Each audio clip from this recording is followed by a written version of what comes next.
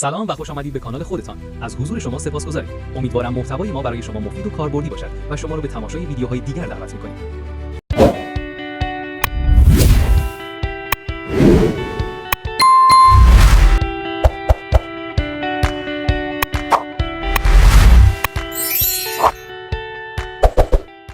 سلام.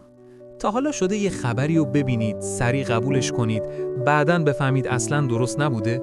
یا توی یه بحث محکم از یه نظر دفاع کنید، اما بعد که آروم شدید حس کنید استدلالتون خیلی هم قوی نبوده؟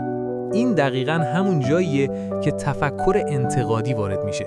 تفکر انتقادی یعنی یاد بگیریم چطور فکر کنیم، نه اینکه فقط چی فکر کنیم. یعنی به جای اینکه هر حرفی و همونطور که هست بپذیریم، یه قدم عقب بریم، سوال بپرسیم، دلیل بخوایم و خودمون قضاوت کنیم. نه از روی تعصب، نه از روی هیجان، بلکه با عقل و دقت.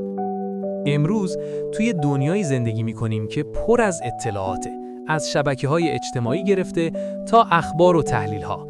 بعضیاشون درستن، بعضیاشون نصف نیمه و بعضیاشون کاملاً گمراه کنندن. بدون تفکر انتقادی خیلی راحت توی یه اتاق پژواخ گیر میافتیم، جایی که فقط حرف‌هایی رو میشنویم که از قبل دوست داشتیم بشنویم. تفکر انتقادی کمک میکنه شفافتر فکر کنیم، دقیق‌تر حرف بزنیم و تصمیم‌های بهتری بگیریم، چه توی زندگی شخصی، چه توی کار، چه توی جامعه. این مهارت به ما یاد میده دنبال حقیقت باشیم، حتی وقتی راحت یا خوشایند نیست.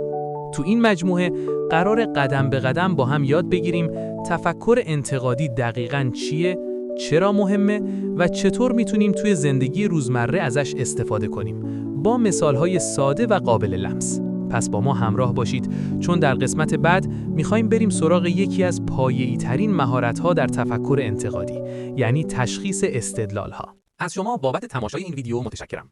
لطفاً کانال ما رو سابسکرایب کنید و این ویدیو رو لایک کنید و نظرات خود رو در بخش کامنت‌ها با ما به اشتراک بگذارید.